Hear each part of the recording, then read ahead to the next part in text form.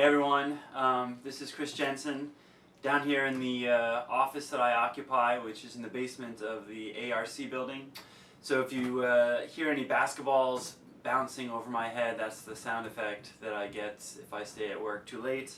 I'm here to review for you some of the ideas that you had on our exercise on play. Before I do that, let me just thank Ira and Jennifer and all the other faculty involved with the Poetics Lab class. I was excited to come by for an hour. I'm sorry that I could only come by for 1 hour. And so I'm excited to give you a little bit more of my feedback on some of the work that you did here and to announce our big winners. So the winners of the prize, which I'll leave the group number that won till the end to make sure I got that. Yeah, I know who it is.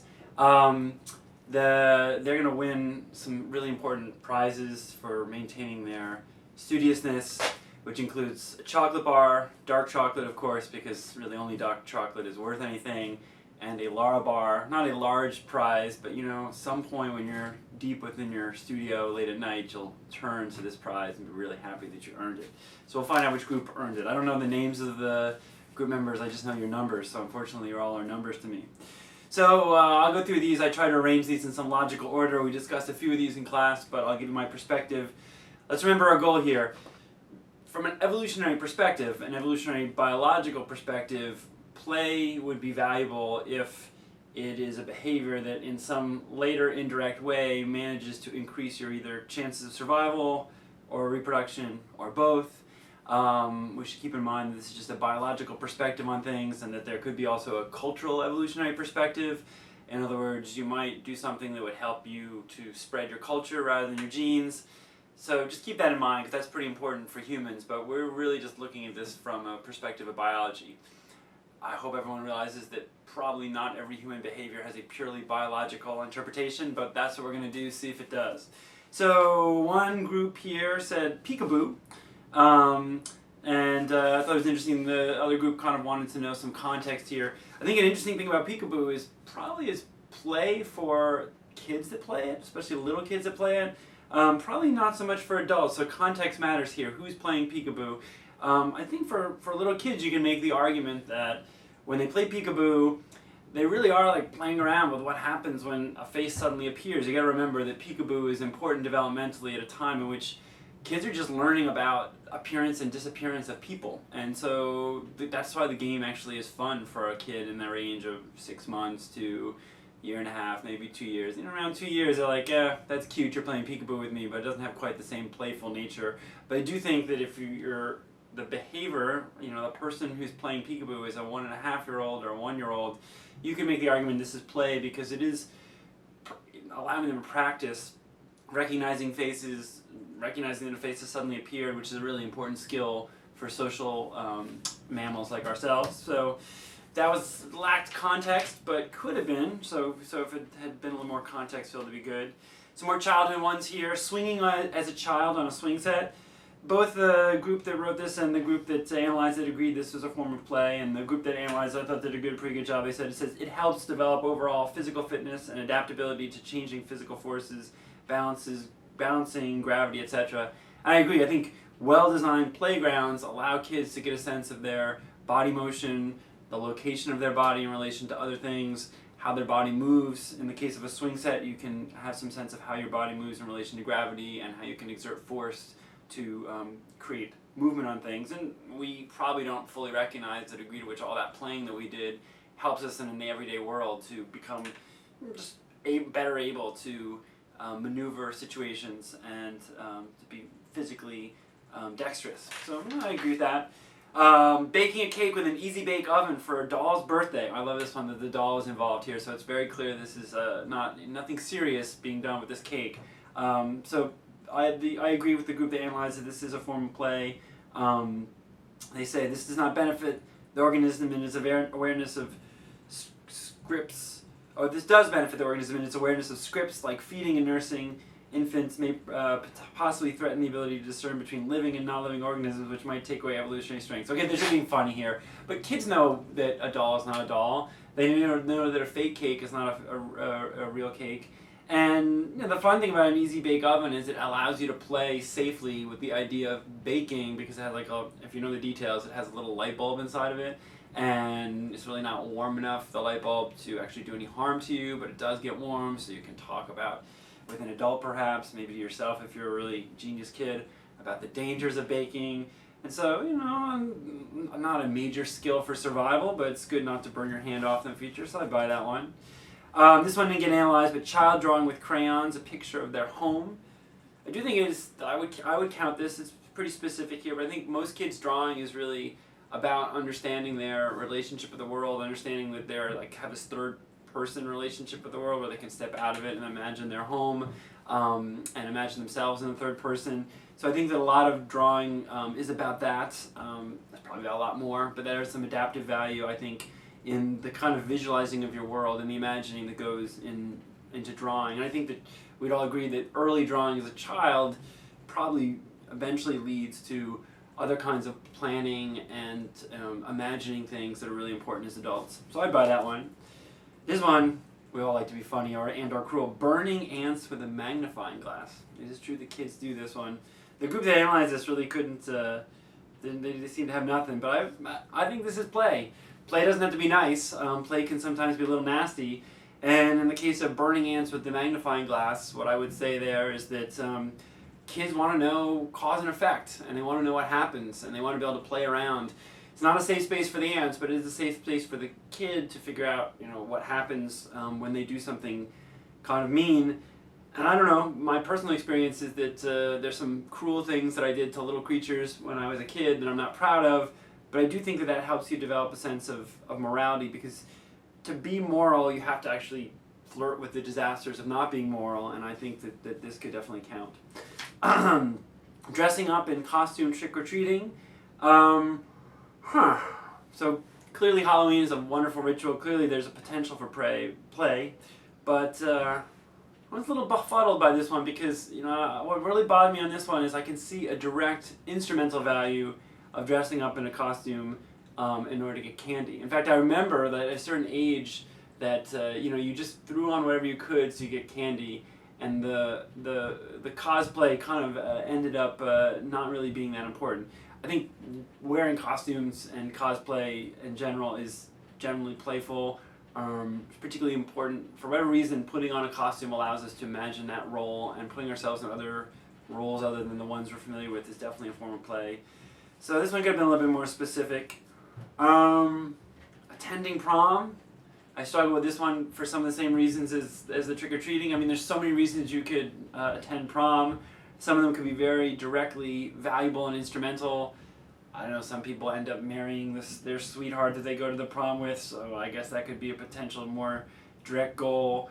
I do agree, if this is the implication, although it's not totally clear here, that prom is kind of play, and it's funny how we have these rituals, but you're sort of playing like it being adults. Not that I didn't go to my prom, but not that can't really think of anything other than weddings that ever approximate a prom as a sort of practice for being an adult. But there is something about the playful nature of coming together as adults right at the end of your high school career or near the end of your high school career that I could see as being playful, as sort of preparing for the adult world. It is, again, kind of a costumey kind of thing. No offense if you took your prom really seriously, but that one wasn't really specific enough. Learning a new language. So, again, we're in the range of things here that are you could just learn a new language because it's going to advance you at your job. You might learn a language because you just entered a country where you don't know the language and you need to know where to get food, or go to the bathroom, or how to get a job in that country. So, I agree that some people play around with language. I think new language learning would be particularly playful if you wanted to use it to better understand your own language in general. I found that learning a foreign language allowed me to better understand my own language, and you could sort of play around with that language. You're not really using it in its full form, but by learning it and playing around with it. I think hybrid languages like Spanglish are kind of interesting from this perspective, that people are playing around with multiple meanings. So I'm not suggesting that a new language or hybridizing languages couldn't be playful, but this isn't specific enough. Playing billiards or pool. So the group agreed here that it says develops motor skills, recognize patterns and patience, and you tend to play in social settings, so it creates sort of social benefits.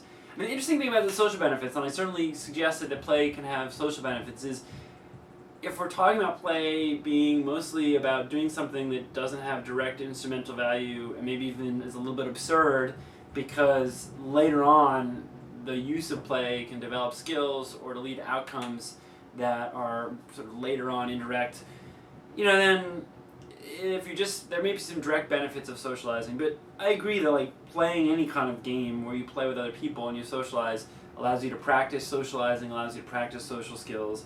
And yeah, I mean, there are definitely motor skills, and I guess some physics involved with billiards. I mean, people who are really good at it clearly learn how to understand about trajectories and some things about momentum and collisions.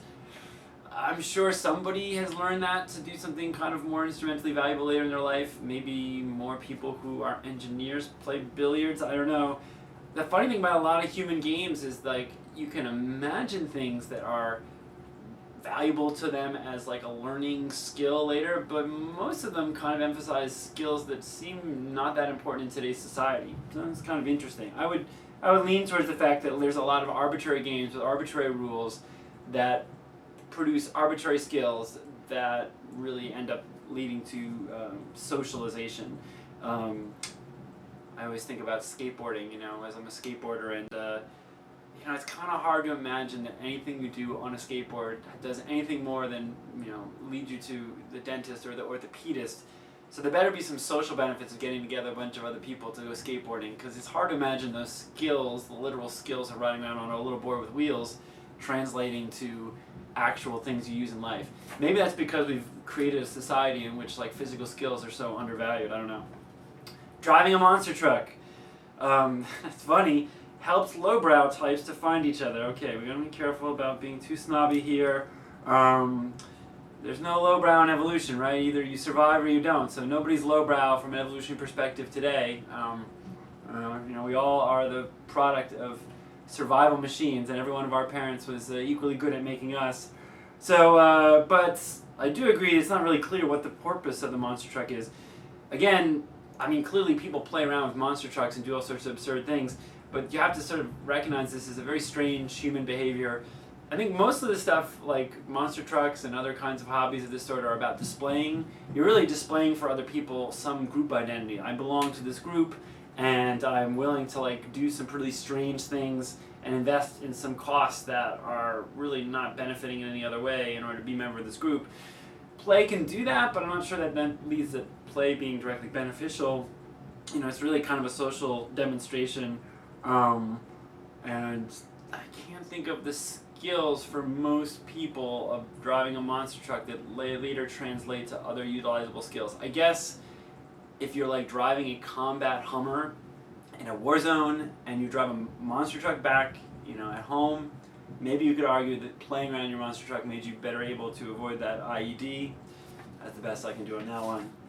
Gourmet cake making, kind of interesting. So there's two kinds of cake making. The kiddie cake making is a lot easier than the gourmet cake making. This is the problem with adults. Is the gourmet cake being made for money? Is the gourmet cake being made to impress other people directly? Is the gourmet cake being made to directly impress a mate? I agree people cook and bake in a playful manner, trying to invent new things. Certainly we live in a society in which coming up with a new recipe could be beneficial, and you might need to play around a lot to come up with a new recipe if you're a chef, but we need more context. This one says, real life pretending, fake it till you make it in a social or professional setting. This may mean that I don't know what fake it till you make it means. The group agree with him. It says, yes, if you fake it, you become it. I guess that's interesting. Like if you pretend to be something long enough, you can become it. Maybe. Fake smiling turns into real smiling, actively bringing fantasy of play into reality. I think this really the context really matters here in terms of what are you faking. I mean, I could fake all day that I'm a professional baseball player, but that's not going to put me on the field at Citi Field anytime soon. So it really depends on what we're faking here. I mean, I generally agree that some kinds of pretending to be something can eventually lead to actually being something, but I think that works better for kids than it does for adults. Adult play is a little different in this way. Fear Factor TV show, I generally know what this is. People go on and face their fears. I kind of agree with the group. They analyze this, that really depends on why you're going on fear factor. How would you know what the purpose of this is? I guess facing a fear that you're not, comfortable with could lead to benefits. I do think there's this kind of interesting thing where a lot of the things that we like to play around with, like horror movies or extreme endurance events or anything that like pushes your physical or psychological limits, can be beneficial. I know a lot of endurance athletes claim that the reason I go ride my bike for 24 hours straight, or the reason I want to climb this mountain, is not because there's any real benefit in doing so, but it's a preparation, it's a playful way of becoming actually mentally strong enough to deal with the actually important, tough things in my life that require that sort of endurance. So if that's what they're talking about, I could buy it, but it's not really clear what's going on with this TV show enough, so we need to be a little more specific, folks. I'm not a pet person, so forgive me. I used to have a lot of pets when I was a kid, but I can't imagine having a pet in New York City, so I'm not big into pets, so maybe that's my bias. Owning a pet, which means feeding it, playing with it, talking, taking it on walks, etc. I tend to kind of think more that pets are like parasites on people, and they basically capitalize on the fact that maybe you don't want to have a kid, but you do want to have some kind of dependence, so they manage to get you to take care of them. It's a whole dead end, right? Most of your pets aren't going to have babies anyway, so from a biological standpoint, most pets are just, an evolutionary dead end, but, I guess if you have a really great pet and you breed them, they've parasitized you really well. But I don't see having a pet in of itself is playful, but maybe I'm missing something. I'm not sure what all this walking and feeding and taking care of it actually does for you, the human being. But that could be my bias. Arguing your opinion in political debate. I guess so. I think that any kind of argument, any kind of debate, and humans spend a lot of time in social discussion and gossip, and we like to debate really stupid things that don't have consequence. I think a lot of this is about playing around to see how reactions are generated in people with what you say. And so I think a lot of political debate is kind of playful in the sense that in a real situation where there's something actually at stake that's more directly involved with us, the local politics that we live in, it might be important to understand how what you say and the position you take is interpreted by other people. Talking about politics that are somewhat distant from you, not that I don't think that politics are important, but it's somewhat safe for you because whether you favor Bernie Sanders, or Donald Trump, it's not going to directly affect you, and by debating someone who you want to have as a social friend, partner, etc., you can get some knowledge about them by having this debate on something kind of playful. So I could buy that. I love this one. This one I really love, and I actually totally buy it, but again, it's my bias and my own personal experience. This is something that, I'm just making my arbitrary judgments on here. I'm trying to use my criteria and my knowledge, but you can see there's a subjectivity to this. Pooping or peeing in the woods, crouching, looking around you, and engaging in nature via hands in the grass on your ass, etc. And the group agreed that this is sort of has evolutionary benefits. You're in this relaxed field. I'm glad they saw that. You're camping or just out in the woods. It's not high stakes, and you're sort of preparing for being in this outside world. I completely agree. Camping is an interesting thing that humans do. Let's face it, that what we call camping in the large-scale industrialized world is what normal people call living, so we should know where we are in relation to other folks. But if you live in one of these large industrialized societies, camping is very playful. It's playing at having a subsistence and more close to nature existence, which the group says, well, if there could be some sort of breakdown of society or something like that this could be beneficial. And so it's a kind of speculative play. We don't know if the benefits actually going to be valuable in the long run, but I kind of buy that. Again, maybe because I like to go out and play in the woods and poop and pee in the woods myself. Oh, grass on your ass thing. I don't know, that's just byproduct. So we have a series of interesting ones here. Teasing. So teasing is really interesting. So the group that just wrote teasing, and the group that analyzed it said different types of teasing, supportive and affirming, or destructive, can make someone suicidal. Yeah, there is bullying and there's some pretty nasty teasing out there. So I'm glad that they see this continuum of teasing. The other thing I would point out about teasing is that you can even be a little nasty with teasing and it can still be playful in the sense that you are maybe just trying to see what are the boundaries for people, how far can you push them. This could be a way of learning about potential social partners, so it's really no different than the rats, and boxing each other and play fighting. So teasing is like verbal play fighting. The thing I would say about teasing too is it can have this direct instrumental value, and we talked a little bit about this in class. If teasing is about putting someone in their place, if it's like about socially dominating them, then it's not really playful, right? It's more about an instrumental value. And so, I would say we really need to know the context of the teasing. Pranking is a very similar thing. Like, pranking could be a way of creating bonds with other people. In a way, you're making the person you're pranking play too, because you're putting them into an unexpected situation, seeing how they react. But you're also seeing how doing that to someone causes them to react. But pranking can also be nasty, manipulative, about hierarchy and about domination, so context matters here. Rapping, so I assume we're talking here, it's R-A-P-P-I-N-G, so we're talking about hip-hop rapping. Thought this is kind of interesting. I think verbal play is very important, and I think that verbally playing around can help one become more proficient in verbal situations that matter, and we live in a society in which being able to generate the right words at the right time is pretty important. Particularly, I would say that freestyle rapping, where you challenge yourself to improvise in a moment around a theme, is pretty playful because it's like building abilities in your brain to create connections, to make meaning, to live within constraint. What's interesting about rapping is there's a constraint, right? You have two constraints involved. So there's a beat constraint.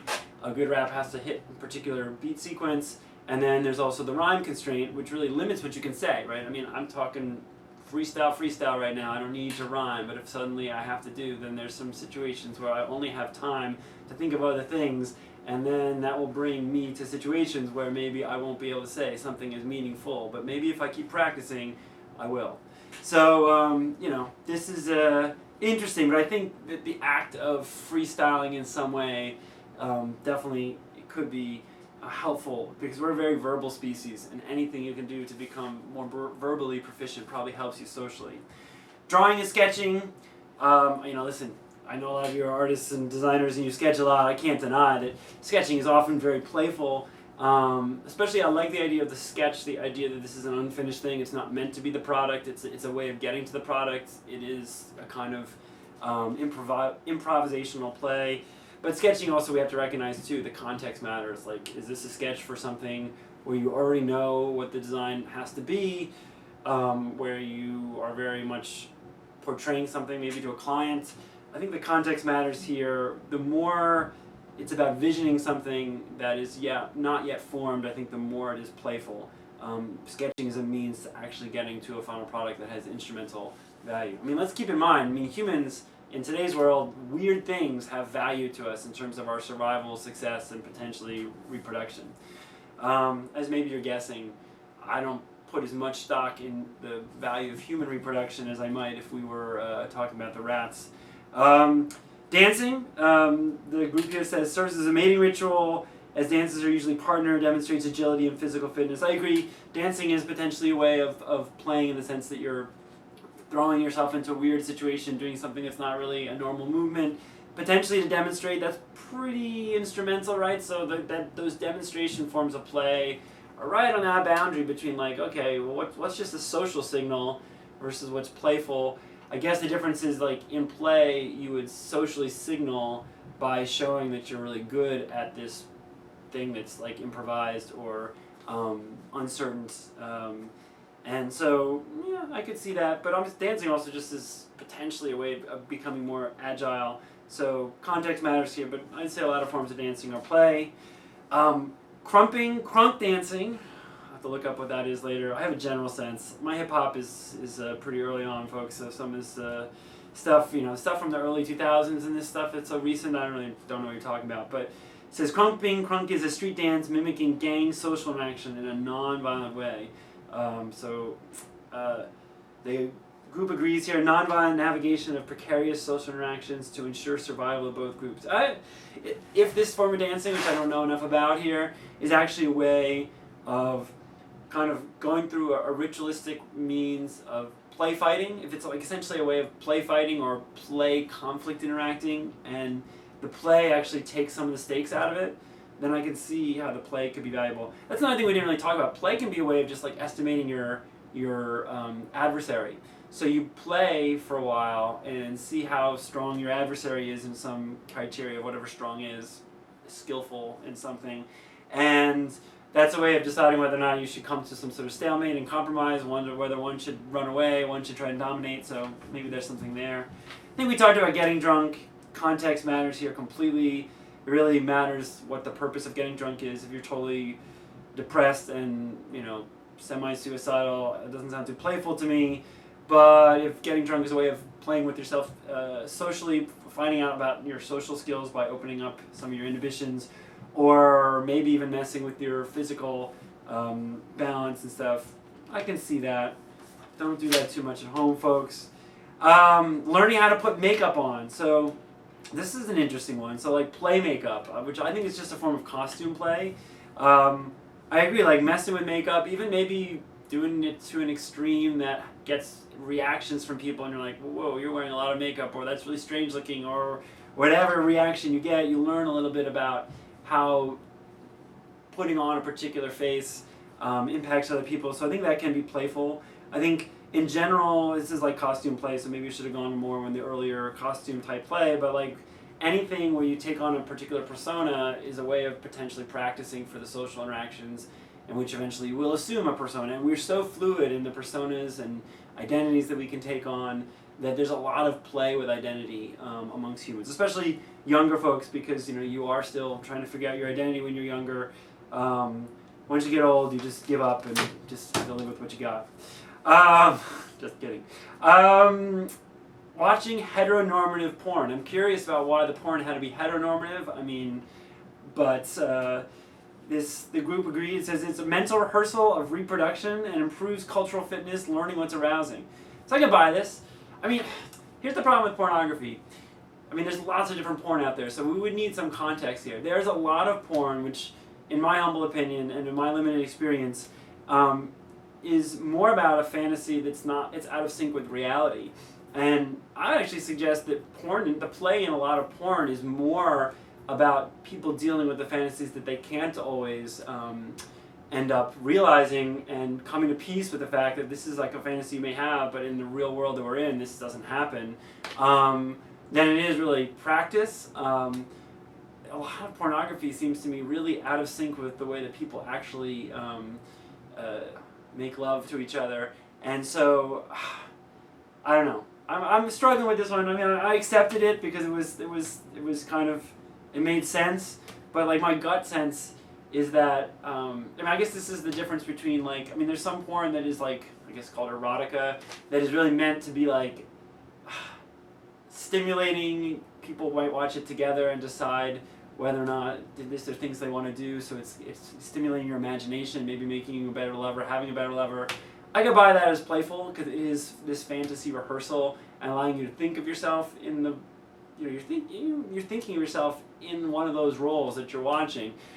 But when people watch porn by themselves or, not necessarily with their lovers, maybe something else. I have a lot of thoughts on pornography because I think pornography tells us a lot about sexuality in our society, but that's all I got for today.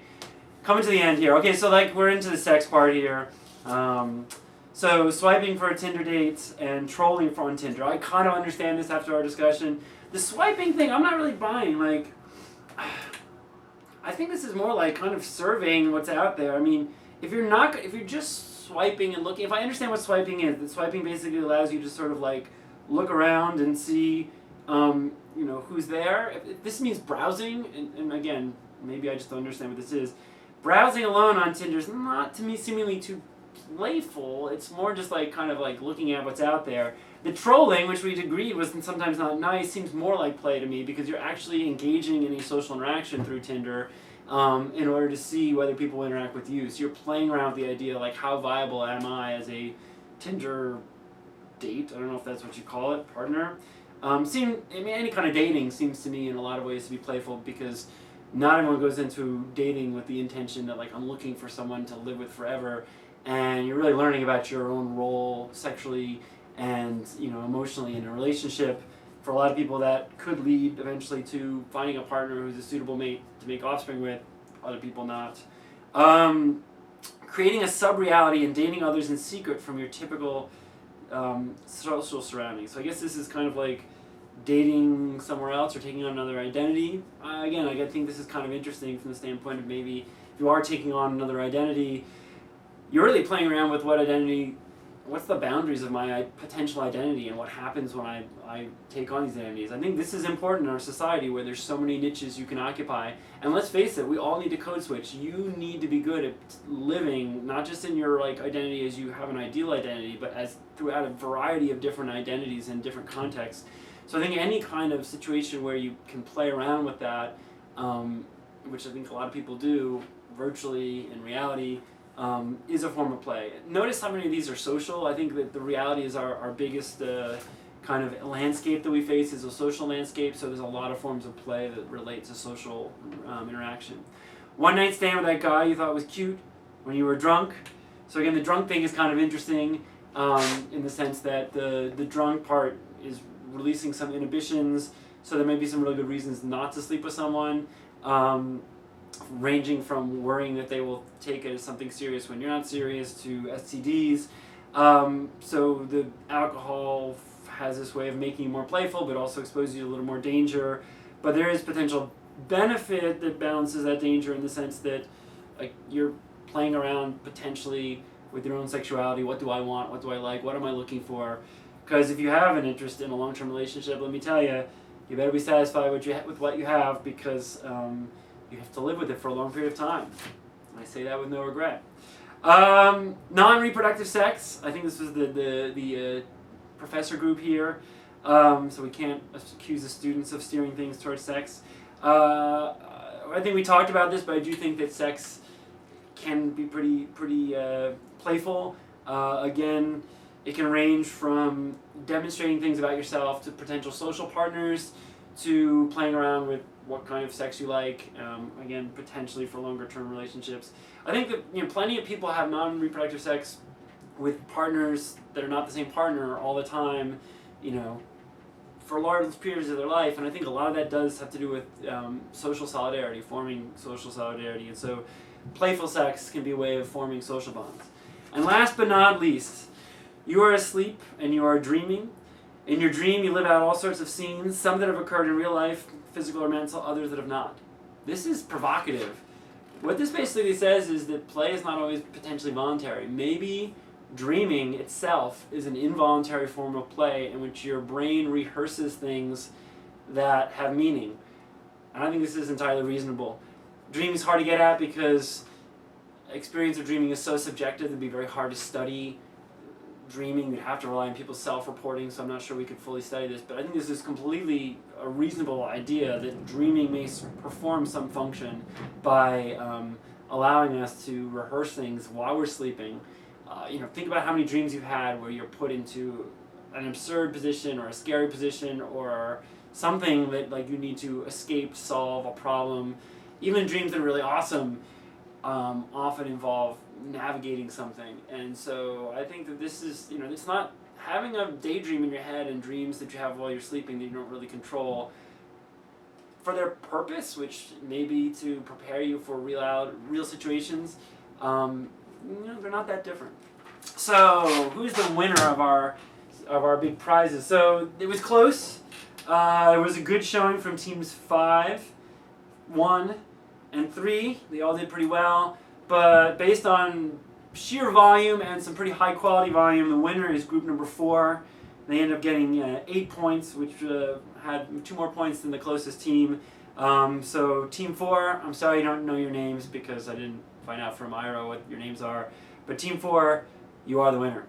Thanks so much for having me. If anyone gets interested in thinking about scientific approaches to play, including even scientific approaches that involve cultural evolution as well as considering biological evolution, don't be a stranger. I live in the basement of the ARC listening to basketballs bounce over my head and waiting for someone to come by and talk to me about play.